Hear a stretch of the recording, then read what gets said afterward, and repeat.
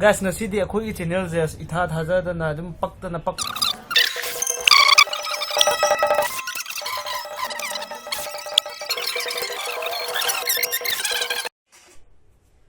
Guys, as video makha cha thajara age aduga kaigumba aina hodi samjangiba video haibade si video je yengi dabo eta de ayore lora kanda sumna kanda macha amo ithola ke ko aduda dum taklau thinga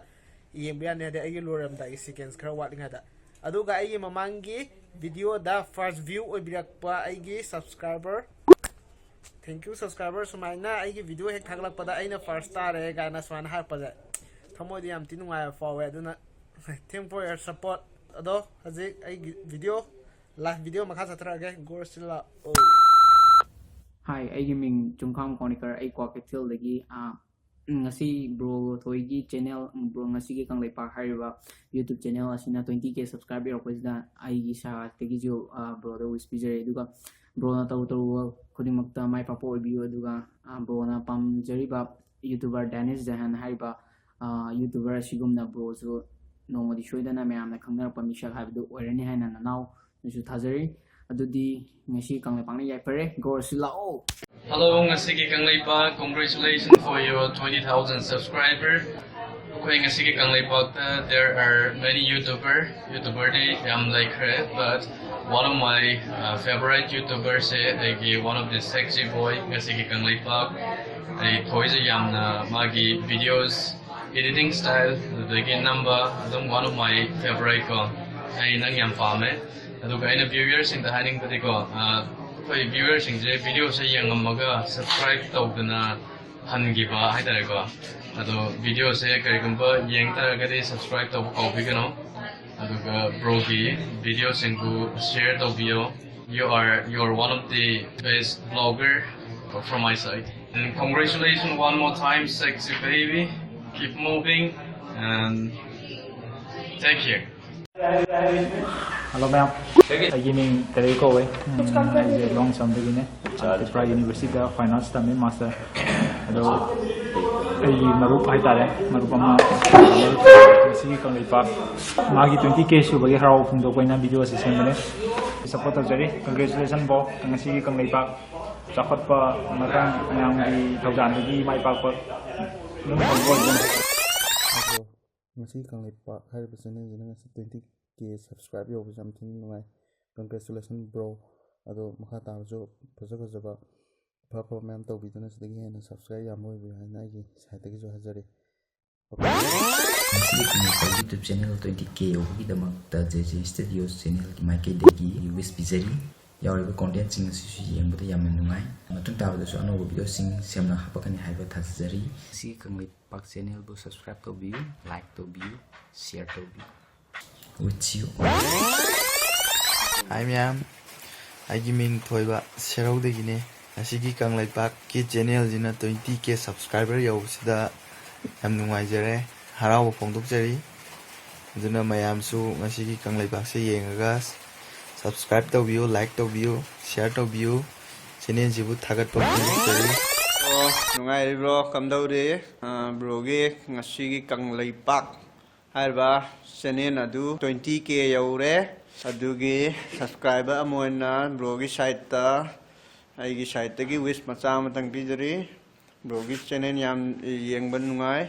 thagala kadriba lakadriba makha da bje blog singju yamna kana raba nungai nuai ba thagat pa ngambagi pangal shakti shona pina visanu pijari ba hakiming Murad Anwar Hussain from Lilong Isoipapi Mathak. Bye. Have a YouTube channel na ngasi kanglai pa have a YouTube channel bu 20k subscriber yawgi haraw uchari amadi laiba matam laiba sahi da ngasi ki kanglai pa have a video bu view hena yamba amadi watch time hena yamba oishunu amadi a subscriber 100k 1 million 10 million na chingba hena oibo oishunu bakta ba thoi congratulations kanglai pa na yai phare aham mutada ngasi kanglai pa na viewer member taram no uchari ai miyam gi pakta ba thoi aduga guys aduga aigi sumana tik video hapjagam rai akoi gi subscriber mi pum khudi ma hapning mane ade ai mi ga pullaga punna chapmina ba punna lamina ba punna enjoy to mina ba pa me adu ko without drugs ni ko ai you ngor ga ngang ba samti hena de amti taina taning de ade aduga atopa subscriber remaining subscriber mathang kai ma soidana ko 50k ga yaw ladi ko mayam ga pula ga ide akoi pula keno ma tongmina se sidena phajaba keno ma tongmina je adu ngasi 20k yaw rai se mayam gi support amasung mayam gi suggest adude mayam gi kindness ki matung inna ai ngasi 20k ji yok pane haide ai je camera nambagi line da tamak panate editing gi line da tamak panate adu amasung haide miyam da wangang ba khopa kamaina tawni khot kani haibagi line da knowledge amta le panate zero knowledge tai ne ba ina horai je pra zero knowledge te kem khamra te dum pamjaru bagi sum horok pane ba ingna da ko ai gi live da kamra ai stage da performance amta buk tor tri by de akoi school gi function do ro amagi function do hoi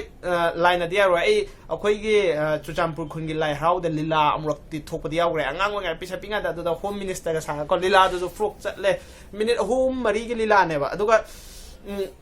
da ta we adu ma khata su to tholak te ba ai mai adu matik solak pa nu pa na yam ti na ikai ba de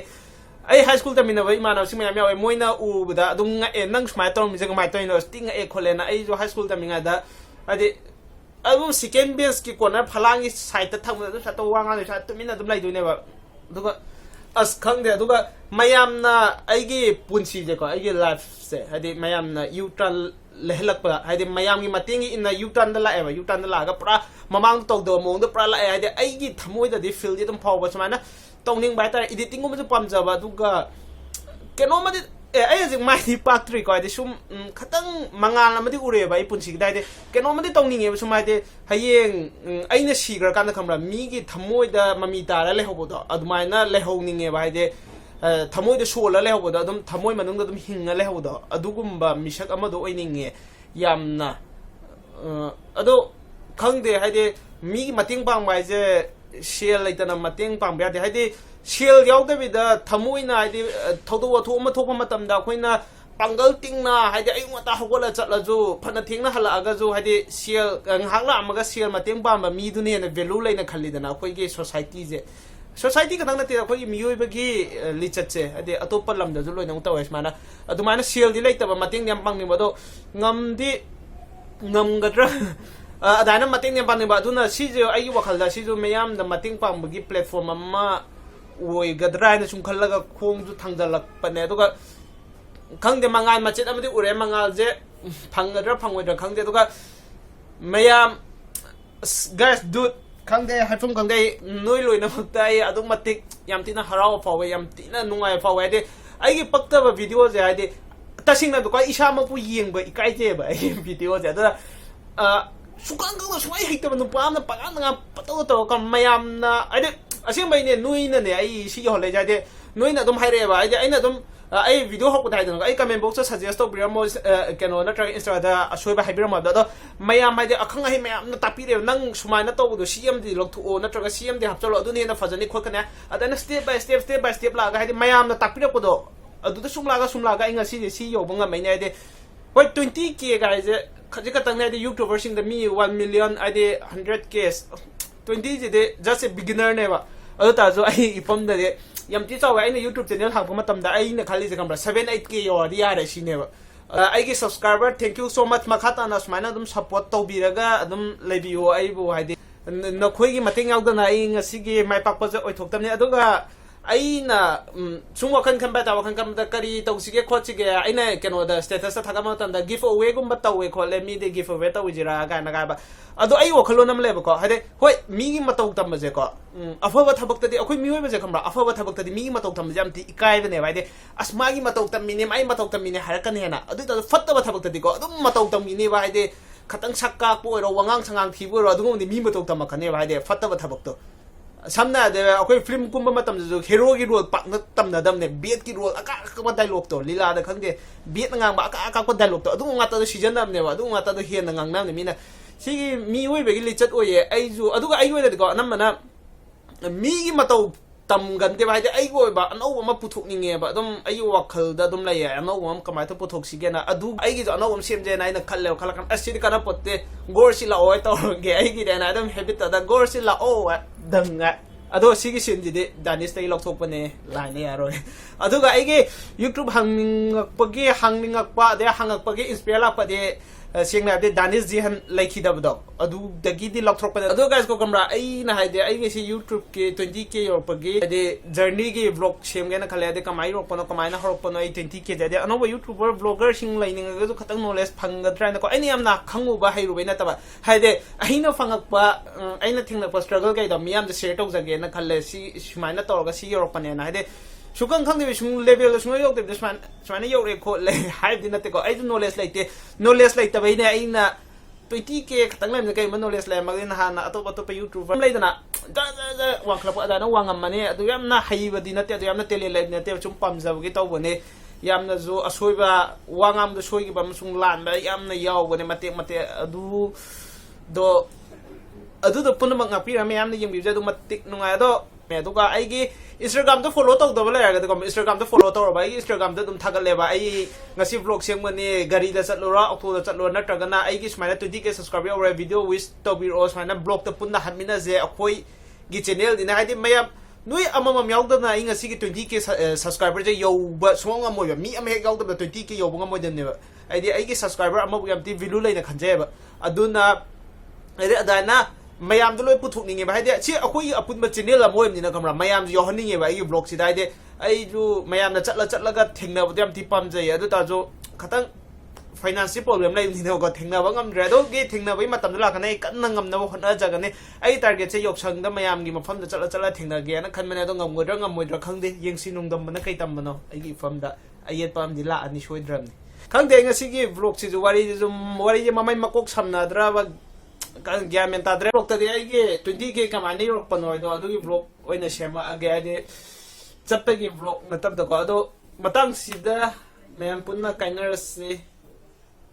ꯉꯥꯏꯍꯥꯛꯇꯪ ꯑꯩꯒꯤꯗꯃꯛꯇ ꯃꯇꯝ ꯀꯥꯏꯊꯣꯛꯄꯤꯗꯨꯅ ꯑꯩ video ꯌꯦꯡꯕꯤꯕ ꯃꯌꯥꯝ ꯄꯨꯟꯅꯃꯛ thank you ꯁꯣ ꯃꯆ ꯕꯥꯏ ꯕꯥꯏ ꯁꯅꯥ ꯂꯩꯕꯥꯛ ꯀꯪꯂꯩꯄꯥꯛꯅ ꯑꯃꯨꯛ ꯊꯦꯡꯅꯈꯤꯁꯤꯀꯣ ꯌꯥꯏꯐꯔꯦ